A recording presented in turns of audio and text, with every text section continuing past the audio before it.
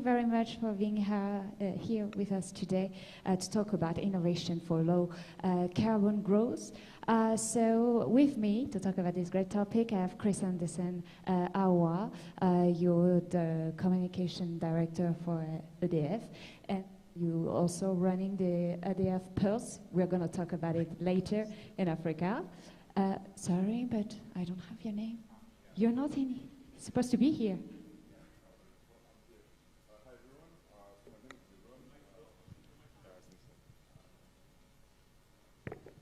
Hi everyone. Yeah. So my name is Jerome. I'm the head of innovation at Bbox Kenya. So I'm based here. Yeah.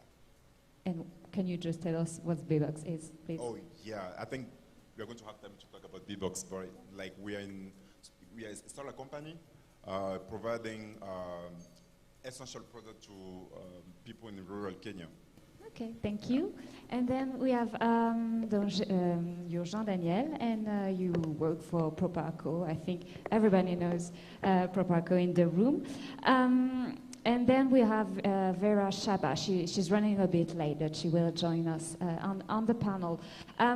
So I wanted to start with a bad news, sorry, but you know that startup ecosystem has not been very well for the past month in terms of funding, of course, in Africa, but also in every part of the world. But in Africa, during H1 2023, there was like, a decrease of 25%. So that's the average of the world. But we've noticed that climate tech, green tech, whatever you call it, is still growing. So I'm going to be a bit provocative, but do you think, Jean-Daniel, this is like a real, is it just a trend like, Web3, NFT, AI, or are we really, it's the beginning of a new era and it's still going to grow?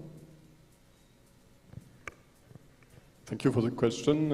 So Jean-Gabriel Der, working for Proparco. Just most of you may know Proparco, but just to state a few quick words about the institution. So Proparco is a French bilateral development finance institution. We've been active in Africa since 1977. In the VC space, we are more recent. It's a more recent endeavor of Proparco. We started formally investing in VC, even though we've invested in startups earlier, but we started formally in 2018. Since then, we invested more than 100 million euros through funds, but also directly in startups through equity, convertible, and safes in more than 30 startups directly so far. To answer your question, Charlie, whether I think it's a short-term trend or long-term trend. Obviously, we think that it's a long-term trend. While there has been a decrease in volumes of investments at the beginning of this year, what we should be mindful of is the amazing growth that has been happening in Africa overall in the VC space since 2016. I think the reports of last year were above $5 billion invested in the space and more than 600 rounds of financing. I think this, in essence, is very promising. The trend currently is still very positive. And with regards to climate tech, I think there has been investments, growing investments. There have been significant rounds that have been announced in decentralized renewable energy as of late.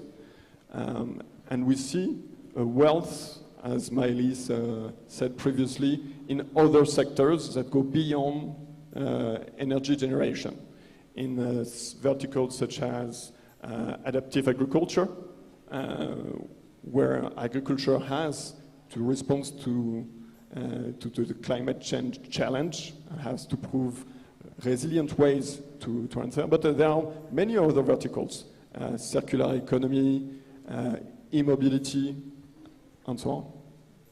Thank you. Chris Anderson. So we have Jean-Daniel who talked about investment. Do you invest also in startup in Africa through EDF? And can you tell us more maybe about EDF? You do with the startup, and have you noticed a big boom in this sector? Yeah, thank you. Thank you for the question. Good morning, everyone. As you mentioned, I'm Chris Anderson Awabwa. I'm head of Communication Africa for EDF. First, before to respond to your question, I would like to just precise something. EDF, Électricité de France, is in Africa for, I think, 50 years. So a lot of projects in Africa, obviously in low carbon. And we are actually in 14 countries.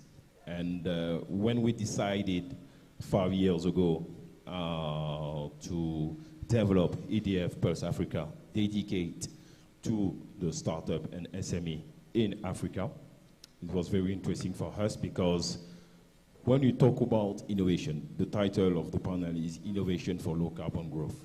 It's a big word. When you talk about innovation in Africa, we have 3 observations.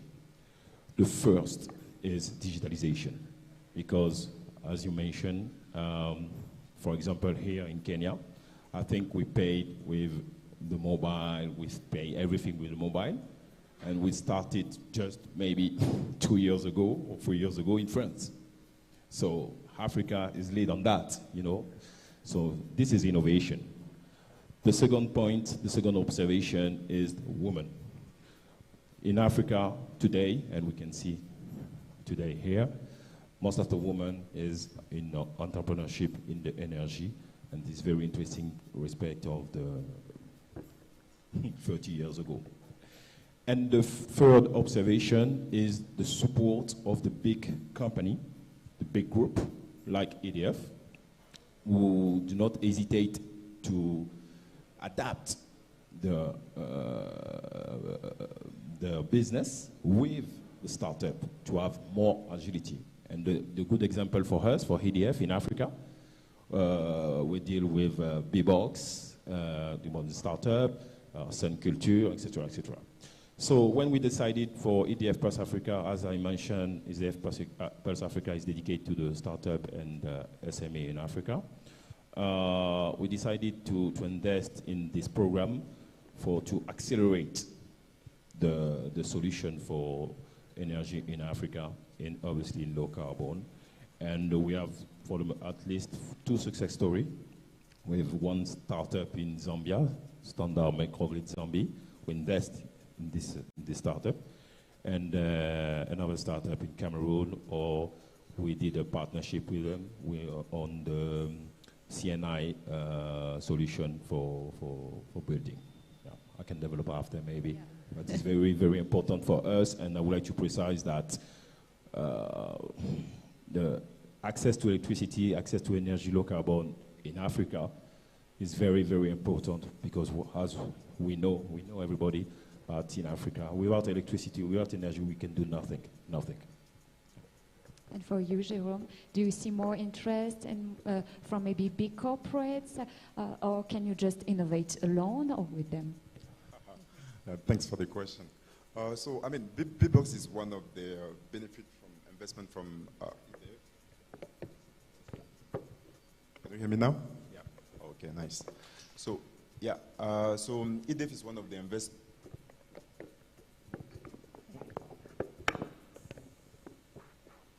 right? So, EDF is one of... You just have to put it on your chin, okay? Okay, so, all right. So, EDF is one of the investors of Bbox, and at Bbox, the way we think of innovation is a bit different. We started with solar host systems. The goal was to empower communities and to impact communities that are underserved. That was our goal when we started. And we found out, okay, it's good to give electricity to people that don't have access to electricity, but we found out that there are other needs, other basic needs, and that are really essential. And it means access water. And with this assessment, we just, okay, I think maybe we should try to impact communities by providing access to water as well, by giving access to solar water pumps to allow smallholder farmers to develop, to be more productive and to develop their businesses as well.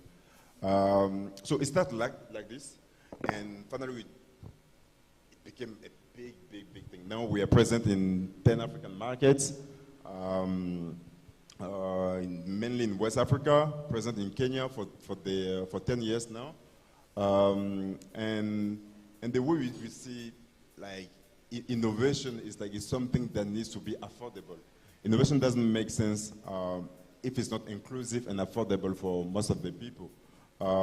If we talk about energy, for example, we still have more than 890 million of people that don't have access to electricity, of which we have 570 that are in Africa.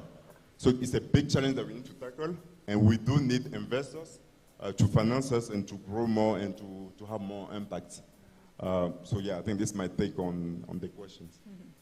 So we see that the wave of innovations in this area in Africa, but is it only concentrated in a few countries, or is it spread all over the continent? Yeah, thank you for the question. So it's, as Jérôme just mentioned, it's a huge challenge that has to be tackled. It's 570 million people. Lacking a proper access of reliable, clean, affordable electricity in Africa, on the continent. To answer your question, so obviously it's a Pan-African issue, but there are a few countries that are unfortunately at the top of this list, with more than 90 million people in Nigeria lacking access to electricity, 70 million in DRC. And so it's a Pan-African problem, but with some countries that are lagging behind. I'd like to point to what Proparco, together with the European Union, we've been trying to do to address this issue. We've been running since 2018 a specific program called the African Renewable Energy Scale-Up Facility. With this program, we've been investing essentially in startups in sectors which are very close to what Bbox is doing. So some of those startups are in distribution of solar home systems. Some are essentially mini-grid developers. Some are in the C&I sector. We invested in startups in Kenya, but also in DRC, in Burkina Faso, in Senegal, in Ivory Coast, and as of late, and in Nigeria, and as of late, in DRC. The issue here is to find not the demand, but to provide affordable solutions that can be scaled. And in order to do that, obviously you need funding, but you'll need also a conducive regulatory environment with a regulation that is clear and stable and that says at what tariff you can price your electricity and what will be the rules governing this sector in the future. Thank you. And maybe Christian Ascend will talk about this. This maybe differences between the countries in Africa. Have you noticed this? And what are you doing, to fill the gap? Good question. We know that today there is a difference between Eastern Africa, for example, Western Africa, North Africa, Southern Africa, in terms of access to energy, affordable, access to electricity, access to the good solution. How to manage that is a big challenge, it's true. But we try to develop our activity by cluster, if you want. For example, We have the cluster of Eastern Africa, North Africa, West Africa, with always an offices there. And after, we try to adapt our solution to the country. Because when we talk about Africa, Africa is not a country. Africa is a continent. That's a problem. Sometimes people forget that. We cannot develop a business or a solution in Kenya like in Ivory Coast, like in Senegal, like in Morocco. It's not the same issue. So we try to adapt our solution to the country, to the cluster. That's the first point to respond to your question. And for you, Jérôme, same question. All right, thanks. Yeah, I totally agree with what Jean-Gabriel and Chris Anderson just said. And even our business, as it today, you can see that there are some products and some services that we provide in some countries and not in other countries, depending on their maturities. As it today, Bbox, our goal is really to provide essential products. We are in the e-mobility sector, solar systems, the agriculture with water pumps. We provide some fridge as well for people that don't have access to cooling systems. So it became a big margin, but it doesn't mean that we come to Kenya and we say, okay, let's try to develop all of those things. Because you have a different maturities, and in Kenya is really developed, and you can see that there is a bit more advanced in terms of e-mobility, for example. There are quite a lot of actors in the sectors, where you see Rwanda, for example, where there's still a big need and a lot of potential to develop as well. So yeah, the approach is like you really need to adapt to each countries. And even in terms of initiative and support from the investors or governments, the example of Togo, for example, where you have the government that's providing subsidies to promote low carbon like activities in the countries. So they provide subsidies on solar systems, but also on water pumps, and it became something they really want to empower, to allow the smallholders to increase their productivities. And them increasing their productivity means as well having a big impact on the GDP of the countries. So yeah, even in terms of initiative by governments, you have different you have different the degrees of support. I would like just to add something, if I can. When you talk about innovation, it's also, as I mentioned before, the third point to adapt our support to the African economy, to development. I mean, for example, it's very important to support, to be in touch with the African SME, African company, African startup, because it's not, as Jérôme mentioned, to arrive like that in Kenya. Okay, we are EDF, we are an expert on energy, low carbon, blah, blah, blah, and develop like that without the African startup or African SME or African government. Because when we talk about electricity, when we talk about energy, it's a mission for the government also. It's not about replace the mission of the government, but how to develop solution with the government and with also entrepreneur and company African. That's the key point also when we talk about innovation. Okay, you mentioned government. Of course, when we talk about innovation, we have to talk about regulation. I know it's a bit boring, but do you think that there's any obstacles today for this startup, for example, for innovators in this low carbon tech sector? And you're going to say it depends on the countries, I'm sure. Probably it's a usual answer because indeed Africa is a continent, it's 54 countries, situations are very different from one country to the other, from demand to regulation. what can help foster innovation is essentially your question, or what hinders innovation. I think the way as a DFI we're looking at it is that we are trying to provide the financial tools actually to foster innovation. I'd like to mention another initiative, if I may, of the French Development Agency with regards to energy, and then I'll mention a second by Proparco. AFD has developed a digital energy challenge, and I think it's interesting because it's been running for 3 years now.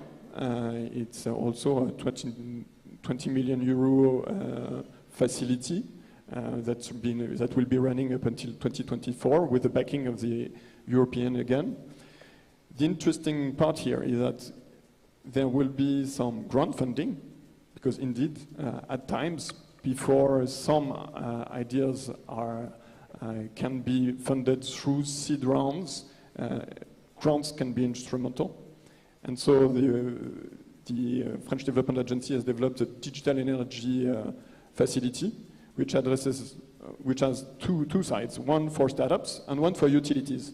And to react to what my fellow panelists said about utilities, it's important to find also ways for utilities and startups to cooperate. So I think innovation will also be in the way, for example, mini-grids and the main grids will be interconnected. That's one area. And there are a wealth of sub-segments, nodes, where the main grid and the smaller projects in energy need to work hand in hand. So that's one thing on innovation.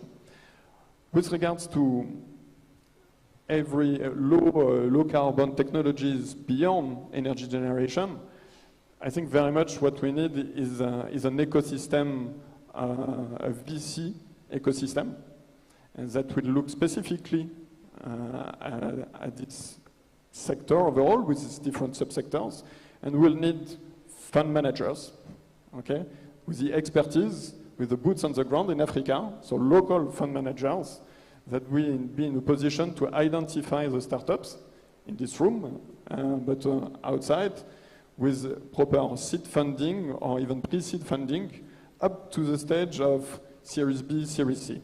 And I think this continuum is something on which Proparco very much for the last 5 years has been trying to work on. I mentioned that we invested 100 million euros. We did that working also, to a large extent as a fund of fund. So roughly 65, so 2/3 of these 100 million euros have been challenged through fund managers.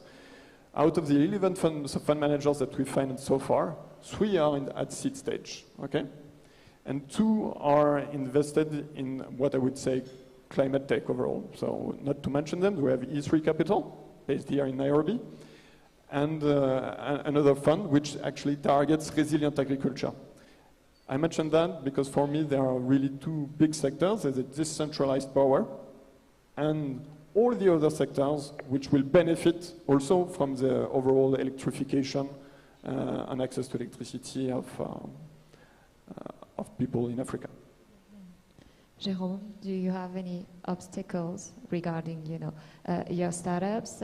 You mentioned, of course, financing. It depends on the phase, or maybe in terms of regulations, as I mentioned before. Thanks. Yeah, I mean, I think one of the key challenge, like for most of the companies, is the financing part, especially African companies, is to how to bring investment on the continent. And I think this is the main one. There are other challenges that quite a lot of companies are facing. They can be operational, or can be the regulation of the countries. And as I was saying, I think the right approach on this one is really to have like also an iterative approach where like there's a need that we want to provide a solution for this need. Okay, there are other needs that we can provide some solution for, fine. But like it doesn't mean that we can just go to Rwanda or Uganda or other countries and do the same thing, because the regulation is different. The people are different, needs are different as well. So I think the goal is like to find ways to overcome those challenges. But the main one is financing, and we need to convince investors as well that what we are doing is the right thing and is going to bring a lot of benefit not only for the population but also for the company. Yeah, that's my thing. Chris Anderson, of course we mentioned financing, a bit of regulation, but behind innovation there are people, talent. Is it easy today to hire people, talent here in this specific sector? Or maybe because you're a big brand, so it's easy, and maybe Jérôme, you can continue by telling what it's like for a startup. Yeah. Beyond the scene, we have people. We have people, and I like to speak about my African people. And we know that Africa is a young continent, if I can say that, because sometimes we say, the whole continent is a young continent. Why I say that?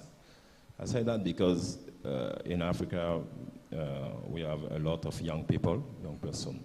We want to develop some solution for Africa, African solution for Africa. This is the idea. But the problem is sometimes, as you mentioned before, Jean-Gabriel and Jérôme, there is a lot of issue concerning regulation, concerning investment, concerning the support, etc., etc.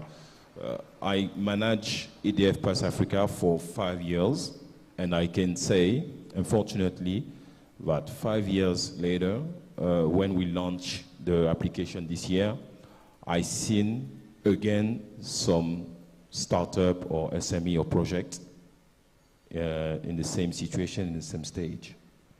It's not about motivation or something like that.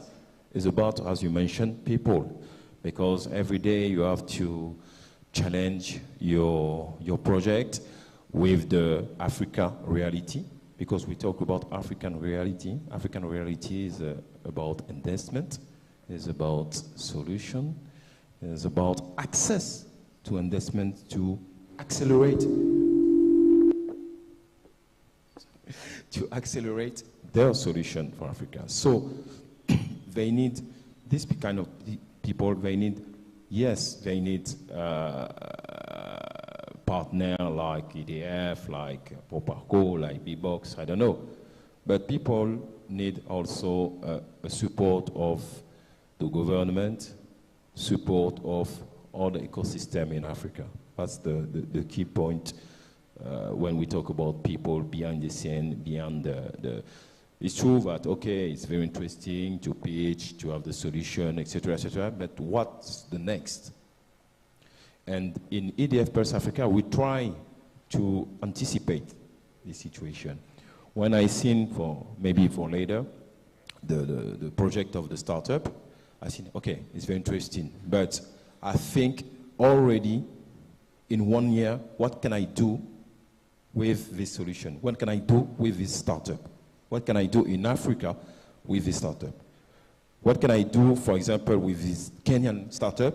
If it's possible to go with this Kenyan startup in Abidjan, in Ivory Coast, for example, you know?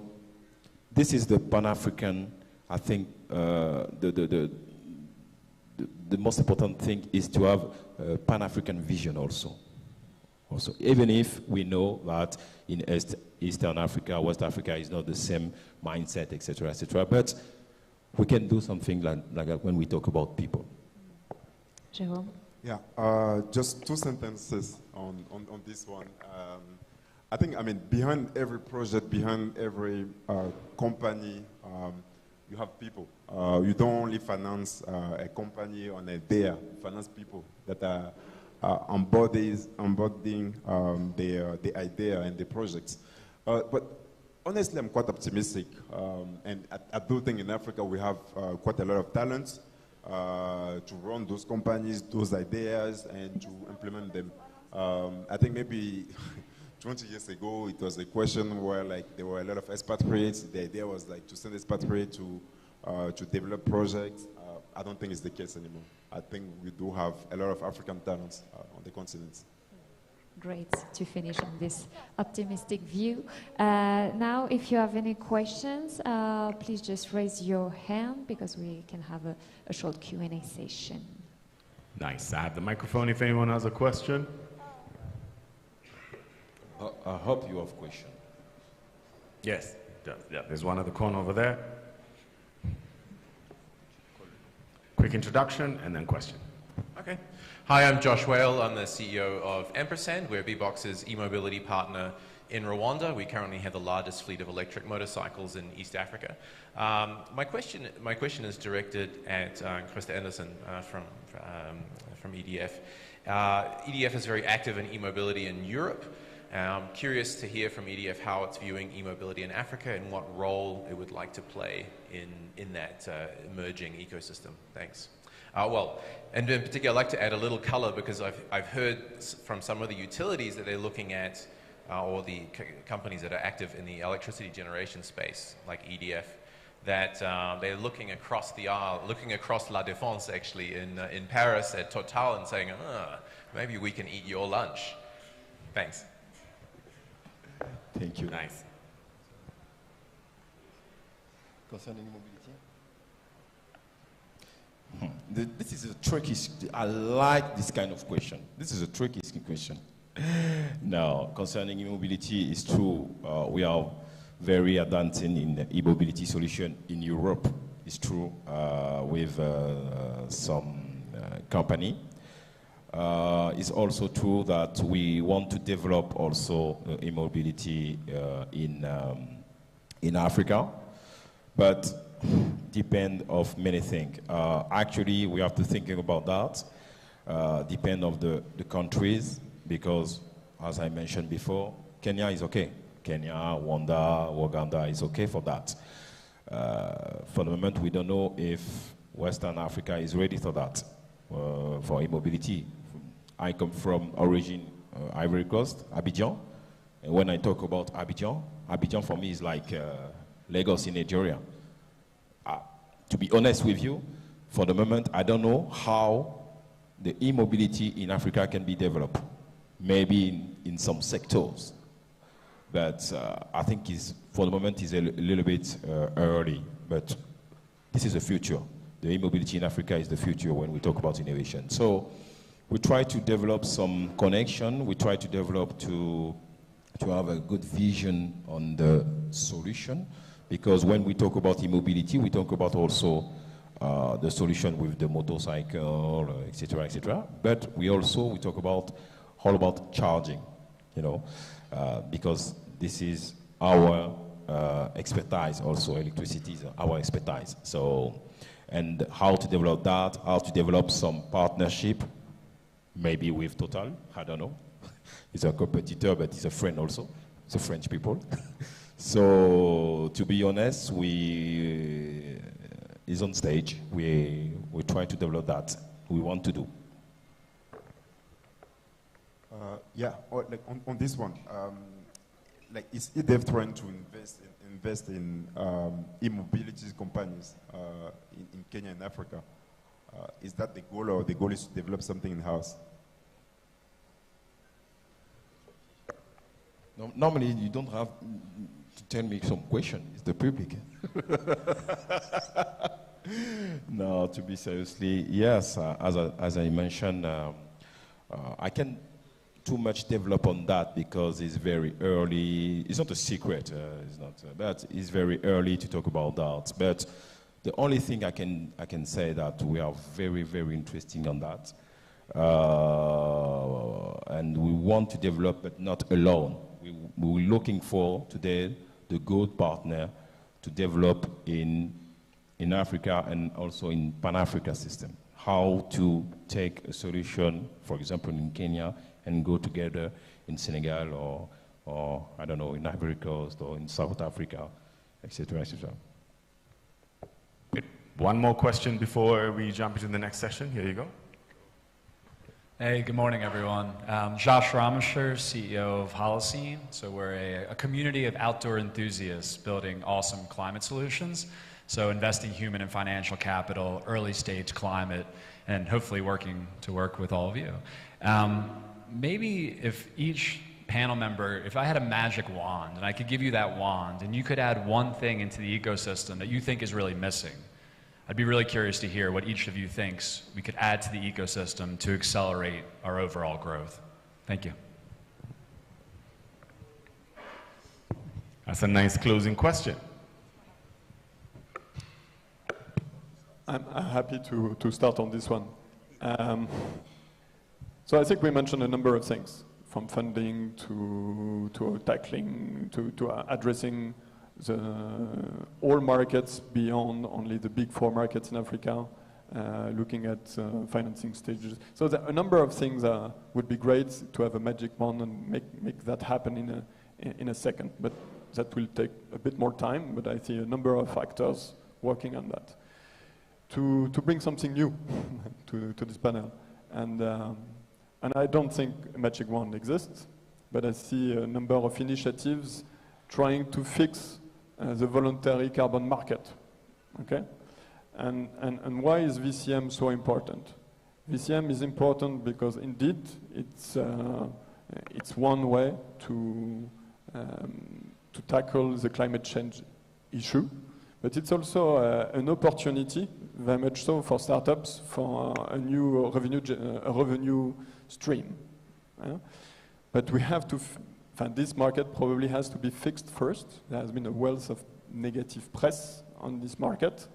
At the same time, there's very promising prospects for it in the coming decade. So very much what I hope for is not so much of a magic wand, but a continued decentralized collaborative effort to fix this market, to provide additional revenues for startups here in Africa.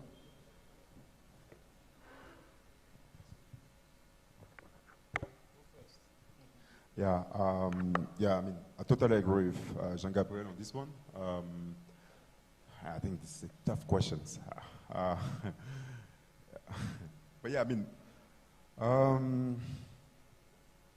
what to wish? Honestly, I would just say like more financing. I think ideas are there, projects are here. There's so many ideas, and so many opportunities in the continent that are. That need financing to really unlock the potential. So for me, I mean, if there's something I can wish, it would be the really having like the financing. Yeah.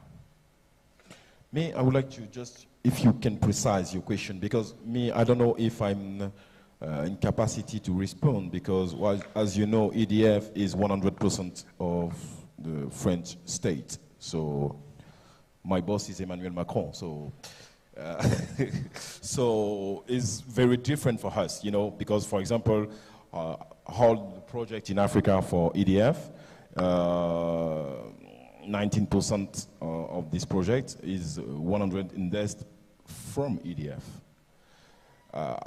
It's not about to not work with the VC or something like that. No, I want to work with the VC, but it's true that at least for the moment, obviously on the off-grid sector, we invest in 100% of EDF because EDF, as you know, is 100% of the French state. So now we have to develop, is also in innovation for us, to develop some partnership with the VC and to invest on the startup like Bbox. Bbox, we invest in Bbox, we invest in cell culture, not in 100%, but we can take a part, 15%, 20%, depend, or 50%, for example, in some company in West Africa.